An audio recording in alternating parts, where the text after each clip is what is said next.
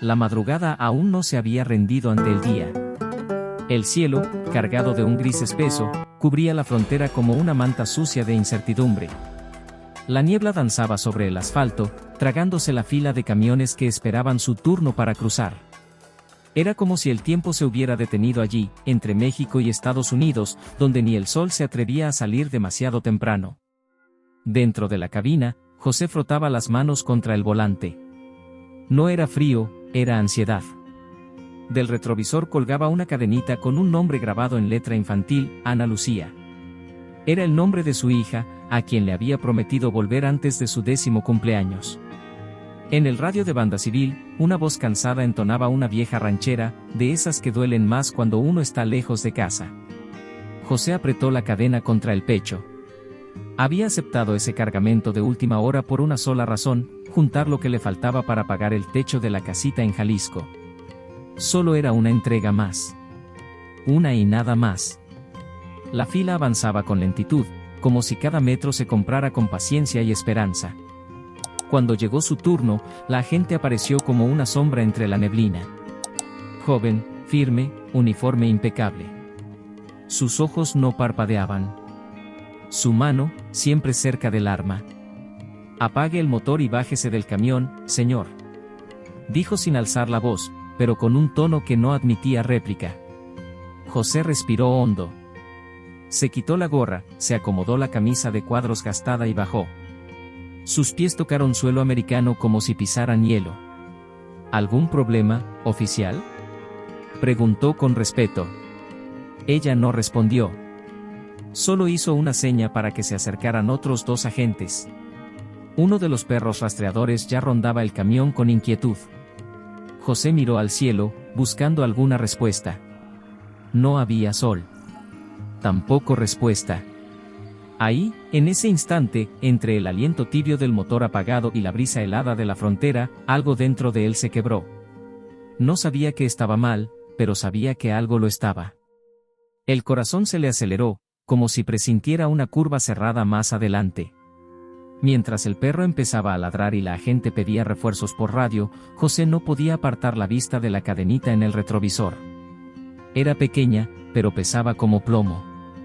Y ahí, compa, en ese pedacito de carretera, rodeado de cintas de contención, miradas frías y olor a gasolina. José entendió que ese viaje no terminaría como los otros.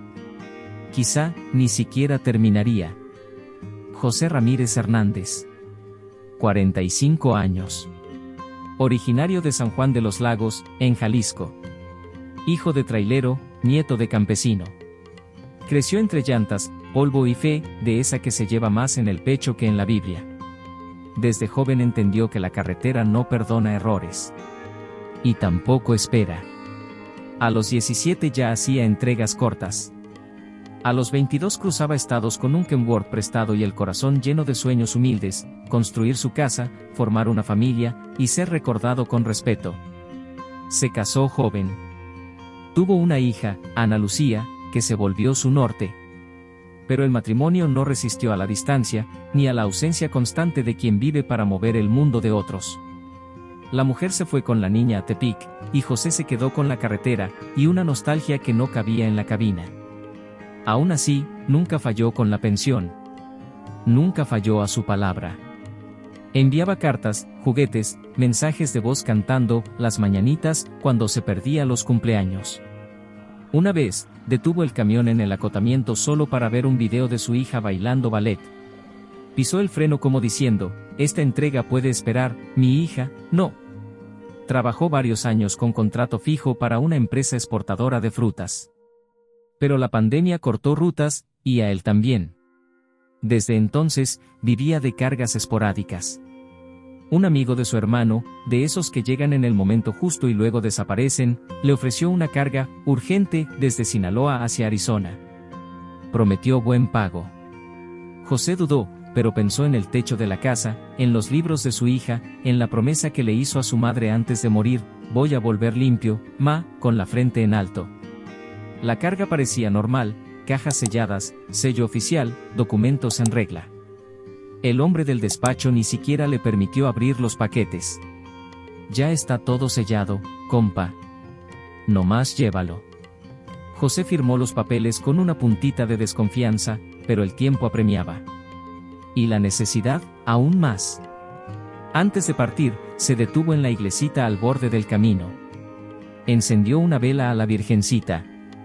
Pidió protección, como siempre, en silencio, sin prometer nada más que regresar. No sabía que, esta vez, la fe sería puesta a prueba, con la furia de quien carga culpas sin haber pecado. El sonido del motor aún hacía eco en el pecho de José cuando la teniente Ramírez ordenó: «Abra la caja. Toda». 2 agentes ya rodeaban la parte trasera del camión. Un tercero se acercaba con una barra para romper los sellos. José dudó. Aquello no era normal. Las cargas, por lo general, pasaban por escáner. Pero esta vez, no. Esta vez querían abrir ahí mismo, a la fuerza, en el patio fronterizo. ¿Pasa algo, oficial? Yo solo traigo lo que me dieron, intentó explicar, pero la agente ni siquiera lo miró. Cuando el candado cayó al suelo, fue como si su pecho también se rompiera. El perro ladró fuerte, con el lomo erizado. El olor delataba algo. José frunció el ceño. Uno de los agentes subió a la caja del camión y, en menos de 2 minutos, sacó una caja distinta a las demás. Al abrirla, no había frutas. Ni víveres. Solo paquetes envueltos con cinta negra y un olor fuerte a químico. Aquí está. Droga, al parecer. Dijo el agente, sin rodeos. José se quedó helado. Yo no sabía, eso no es mío, esa carga ya venía cerrada. Pero la teniente Ramírez no parpadeó.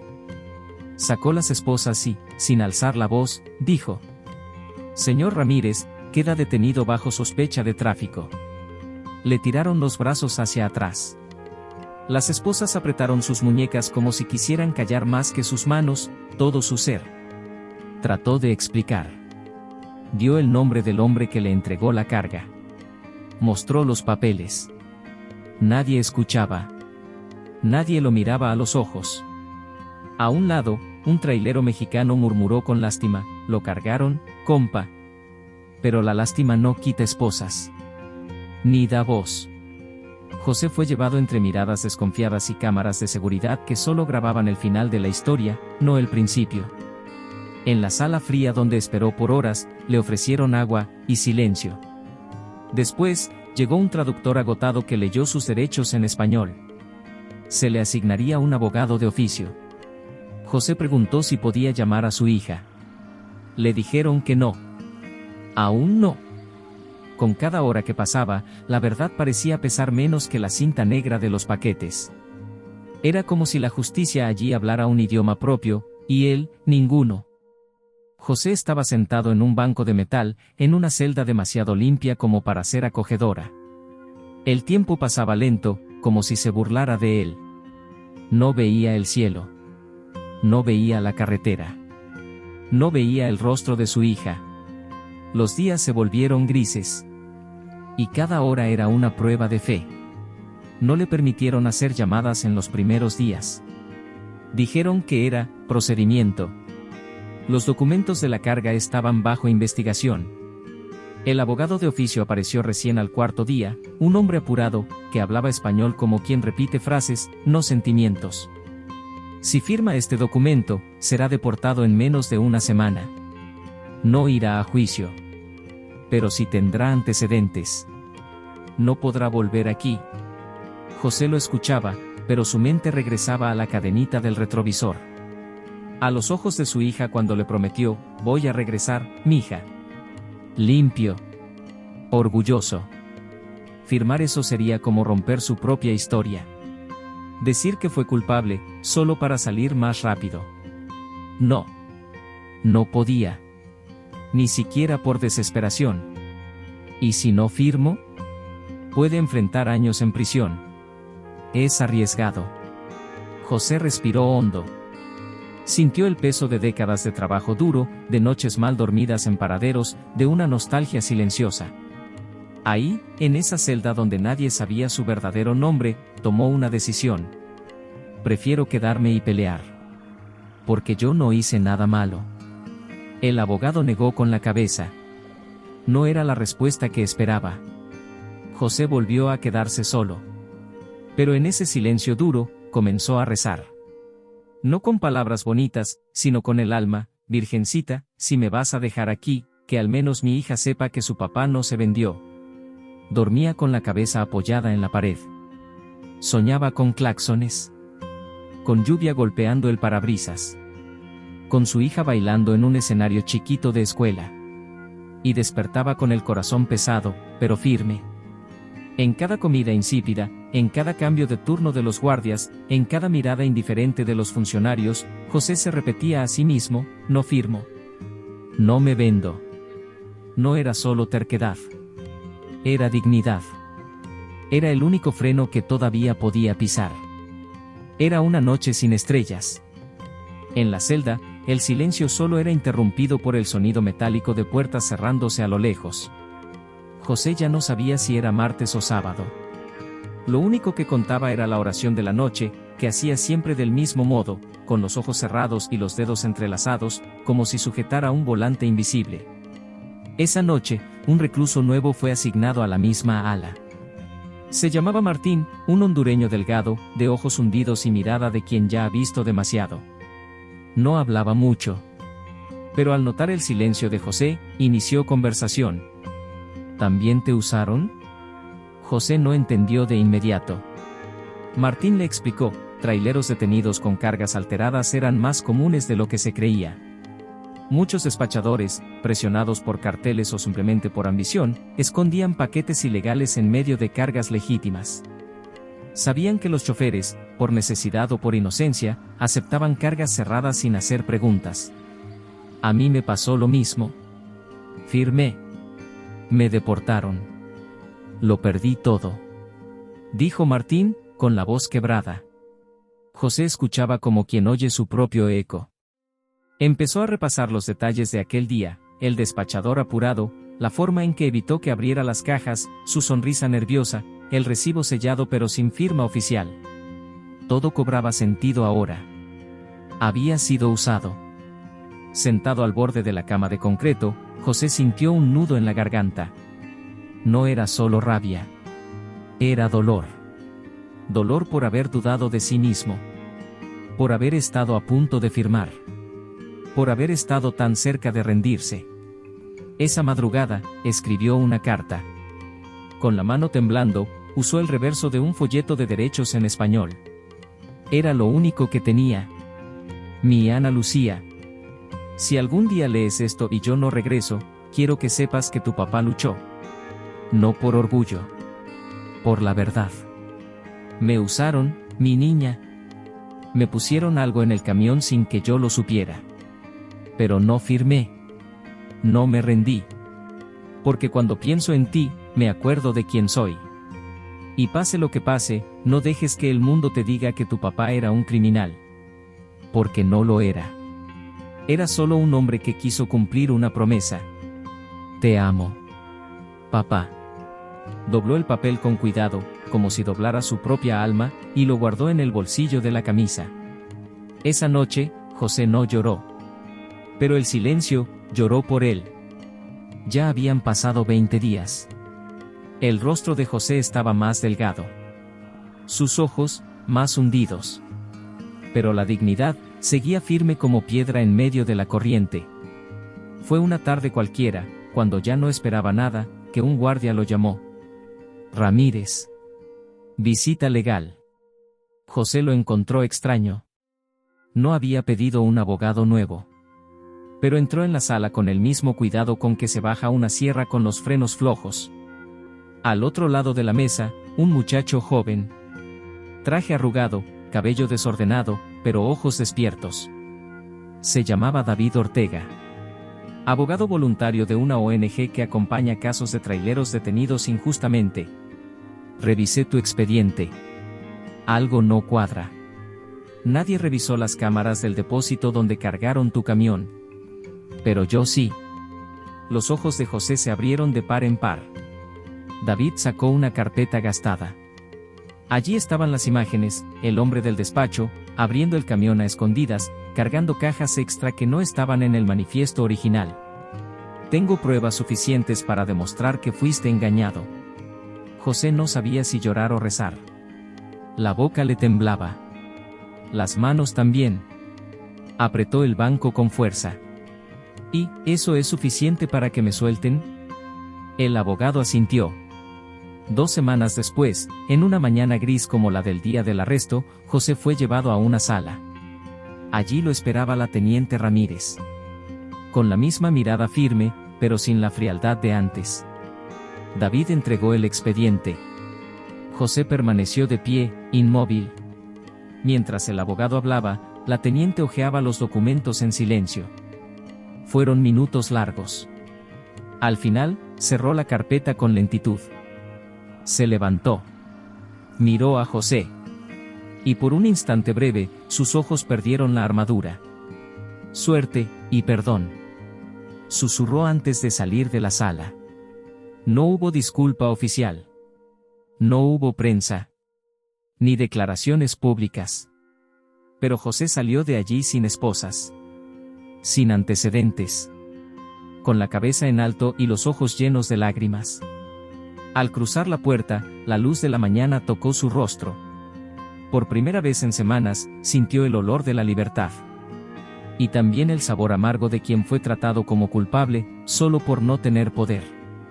Pero la fe, compa, la fe no necesita abogado. El autobús se sacudía por la carretera de regreso a Jalisco, cruzando paisajes que José conocía de memoria, cactus solitarios, casas bajitas, postes torcidos y letreros oxidados que anunciaban distancias que ya no importaban. En la mochila gastada, llevaba solo lo básico, una muda de ropa, algunos papeles del proceso, y la carta que nunca necesitó entregar. Pero en el pecho, llevaba más, la fe intacta, el nombre limpio, y la nostalgia punzante de su hija. Cuando el autobús se detuvo en la terminal de su ciudad, José bajó con pasos lentos, como quien vuelve a pisar su propia historia. Del otro lado de la reja de hierro, una niña corría. Era ella. Ana Lucía. 10 años. Un poco más alta. Un poco más parecida a la madre. Pero con los mismos ojos de cuando era bebé, ojos que sabían esperar. Papá. El abrazo duró más que el silencio de la celda. Más que los días de injusticia. Más que las noches de oración. Allí, en la acera caliente y polvorienta, José se arrodilló. Lloró sin vergüenza. Sin prisa. Volví, mija. Como te prometí. La niña lo abrazaba fuerte. Como quien no quiere soltar nunca más. Días después, estaban juntos en la pequeña casa de ladrillo visto que él había empezado a construir años atrás. Nada de lujos. Pero había dignidad en cada pared, en cada teja. Y ese domingo, colgó la cadenita en el retrovisor de la vieja camioneta que ahora usaba para fletes locales. Nunca más volvió a la frontera. Ni quiso. Una línea en el mapa casi me quita la vida entera, decía, mirando la carretera a lo lejos, pero también me recordó lo que nunca me van a quitar, mi nombre. Mi fe. Y el abrazo de mi hija. José ahora cargaba otras cosas, sacos de maíz, cajas de herramientas, y a veces, flores para Doña Rosa, la vecina que siempre guardó las cartas de su hija. Pero la más pesada, esa, la había dejado atrás, la injusticia. Hay fronteras que no se cruzan con los pies, sino con el alma llena de fe. Porque hay caminos que no aparecen en los mapas, están dentro de uno. Y hay batallas que no se ganan con fuerza, sino con dignidad. José no ganó dinero. No volvió con trofeos. Pero volvió con algo que nadie puede quitarle, la paz de haber resistido. ¿Y tú, compa? Si la justicia no hablara tu idioma, si te miraran como culpable antes de escucharte, ¿tendrías el valor de quedarte y pelear por tu verdad? Cuéntame, que esta historia, tal vez, también sea la tuya.